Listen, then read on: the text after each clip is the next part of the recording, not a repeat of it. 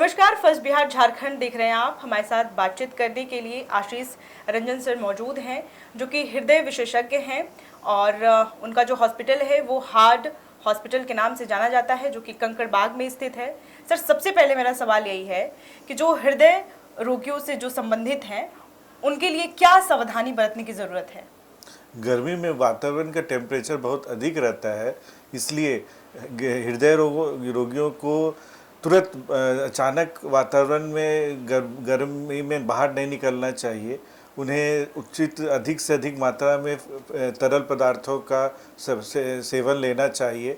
और सबसे अधिक है कि कभी कभी किसी के हार्ट पंपिंग जिसका कम रहता है, उन्हें ज़रूर संयमित मात्रा में तरल पदार्थों का प्रयोग करना चाहिए, लेकिन वो फल और उचित दवा का सही समय पर प्रयोग करके इस गर्मी के वातावरण से बच सकते हैं, इसके कुप्रभावों से बच सकते हैं। सर, एंजियोप्लास्टी क्या है?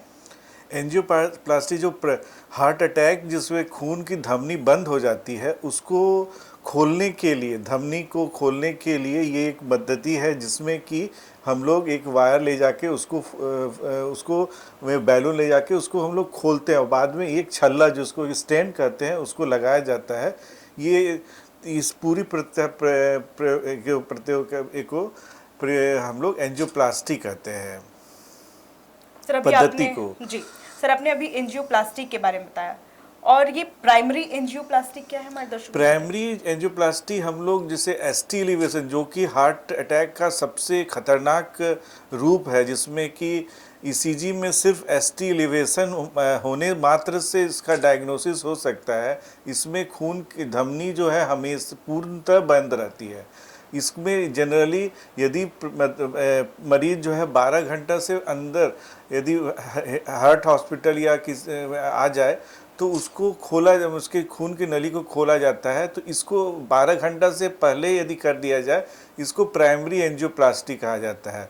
इस प्राइमरी एंजियोप्लास्टी में देखा गया है कि यदि ऐसा किया जाए तो खून का जो प्रभाव सुचारू रूप से स्टार्ट हो जाता है और इससे जो हार्ट का मसल है काफ़ी प्रिजर्व हो जाता है। उससे जो हार्ट अटैक का जो दुष्प्रभाव है, जैसे पंपिंग कम होना, छाती का दर्द तुरंत स्टेबलाइज हो जाता है, मरीज काफ़ी हद तक स्टेबल हो जाता है और उससे उनकी मोर्टलिटी काफ़ी कम हो जाती है। पहले जो एंजियोप्लास्टी में मोर्टलिटी जो करीब करीब 10 से 12% था, अब वो घट के प्राइमरी एंजियोप्लास्टी के बाद मात्र 1 से 2% हो गया है।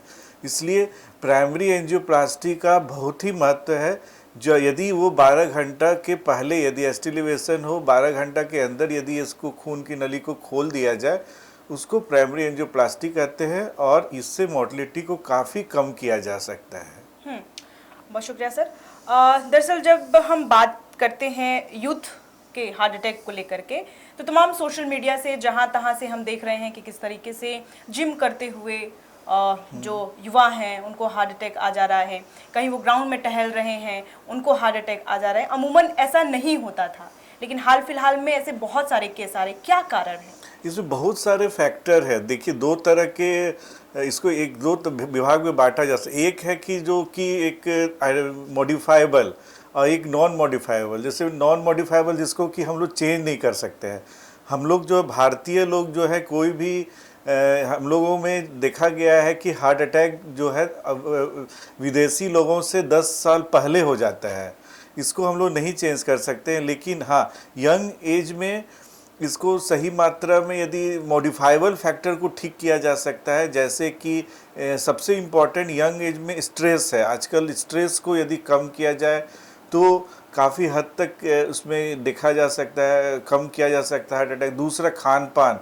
यदि आप बहुत स्ट्रेस है लेकिन वो अलग तरह के खान पान, जैसे कि एक्सरसाइज ही है लेकिन वो लोग ये एनाबॉलिक स्टेरॉयड लेते हैं बॉडी बिल्ड बनाने के लिए, वो उसका कम प्रयोग करें। वो लोग आर्टिफिशियल स्वीटनर्स लेते हैं, वो कम करें। हम लोग देखिए स्मोकिंग, कुछ लोग इसको एज ए हॉबी लेते हैं, इसको ना करें। अल्कोहल का कम से कम या ना ही प्रयोग करें, ये है। इसलिए ये सब, और खासकर जो है अच्छा भोजन, संयमित जीवन, योगा, प्राणायाम, ये सब करें तो ये सब की कमी है। अभी यंग जनरेशन में ये सब कम है। जिम जाने से मतलब नहीं, एक ट्रेंड संतुलित ट्रेनिंग बहुत ज़रूरी है। एक ज़रूर यदि आप एक ट्रेनर के साथ कर रहे हैं तो ज़रूर ये अच्छा चीज़ है।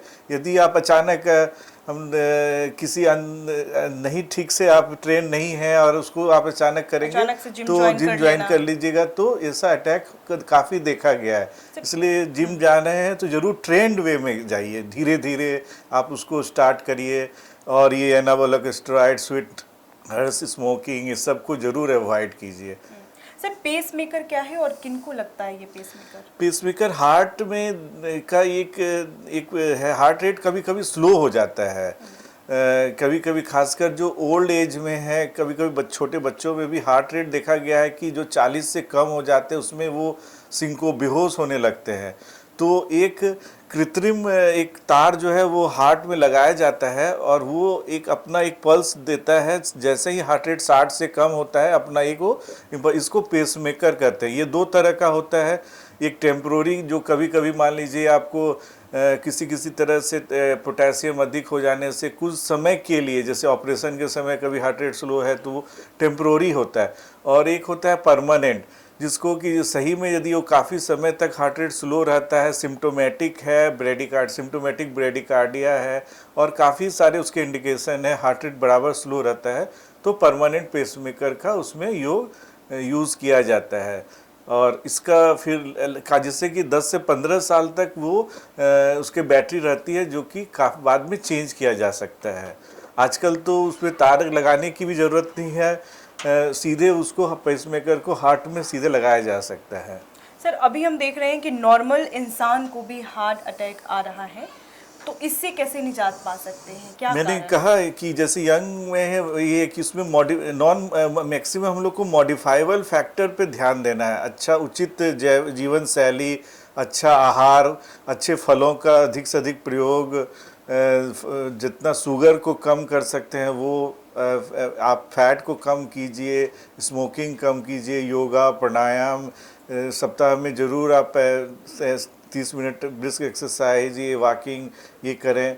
और ये सबसे अधिक इम्पॉर्टेंट, स्ट्रेस को कम करें, खुश रहने का कोशिश करें। सर प्रदूषण का हृदय रोग से क्या संबंध है? प्रदूषण एक बहुत ही इम्पॉर्टेंट फैक्टर माना गया है। इसमें होता क्या है कि फाइन पार्टिकल, जिसको नैनो पार्टिकल भी कहा जाता है, और कभी कभी इसमें नैनो प्लास्टिक्स भी है, वो खून की नली में वायु प्रदूषण जो है वो इनहेल हो जाते हैं और खून की धमनियों में चले जाते हैं और धीरे धीरे ये इन्फ्लेमेशन को करते हैं, जो अचानक, जो कि तुरंत वो क्या करते हैं कि इन्फ्लेमेशन बढ़ाने से तुरंत हार्ट अटैक, हार्ट के रेट को बढ़ा देते हैं, लॉन्ग टर्म में ये एथेरोस्क्लेरोसिस को बढ़ाते हैं और इससे धीरे धीरे स्ट्रोक या हार्ट अटैक का संभावना को बढ़ाते जा रहे हैं।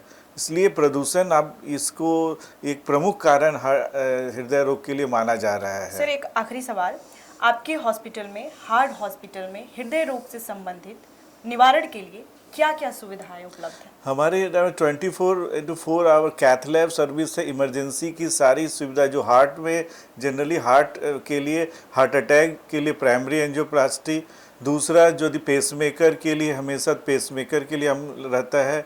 आपके हार्ट फेलियर यदि आ रहे, हार्ट फेलियर के लिए मरीज हमेशा 24 आवर सर्विस है। और डिफरेंट जैसे आप आजकल हम लोग छोटे छोटे बच्चों में जो छेद रहता है उसको डिवाइस क्लोजर किया जा सकता है।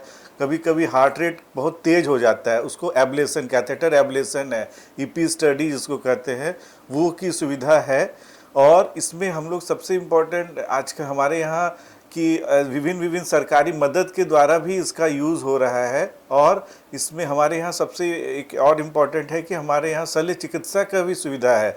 ऐसा ये नहीं कि हम लोग सिर्फ एंजियोप्लास्टी ही कर रहे हैं, हम लोग एक CTVS सर्जरी भी एक अच्छा मॉडर्न, अल्ट्रा मॉडर्न है। यहाँ पे एक हार्ट की कंप्लीट केयर किया जाता है 24 आवर्स इंटू 7। इसलिए आप सभी का अनुरोध है कि आप लोग इसका फ़ायदा लें और इस हृदय रोग से बचें। बहुत बहुत शुक्रिया सर हमसे बातचीत करने के लिए।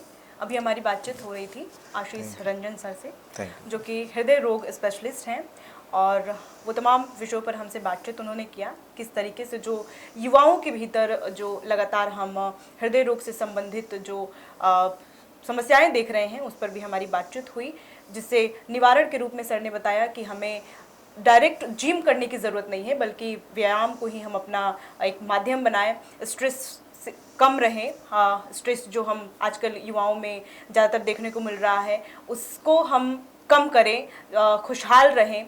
और इन तमाम विषयों पर हमारे साथ बातचीत करने के लिए आशीष रंजन सर मौजूद थे, जो कि हृदय स्पेशलिस्ट हैं। फिलहाल के लिए इस वीडियो में इतना ही। ऐसे ही तमाम खबरों के लिए आप देखते रहें फर्स्ट बिहार झारखंड। मैं प्रिया, बहुत शुक्रिया। पनोरमा ग्रुप, जो सोचता है वो करता है। आपके अपने सपनों का आशियाना। ये लो मुंह मीठा करो, आज मैंने अपना जॉब छोड़ दिया, अब हम पूर्णिया वापस जाएंगे। जॉब छोड़ दिया है? मतलब ये घर कैसे चलेगा? हम करेंगे क्या? और माँ बाबूजी क्या बोलेंगे? इसलिए मैं एक और मिठाई का डब्बा लाया। अपने बिजनेस के लिए लोन अप्रूव हो गया।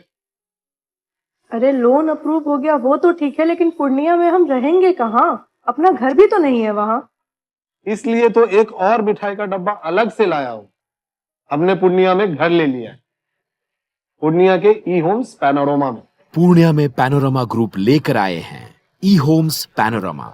बड़ा घर, आलीशान जिंदगी और अत्याधुनिक सुविधाओं के संग। अरे अरे, अब क्यों मुंह मीठा करवा रही हो? क्योंकि हम घर वापसी जो कर रहे हैं। घर वापसी की खुशी पूर्णिया में ई होम्स पैनोरमा के संग। E homes panorama, luxurious lifestyle redefined.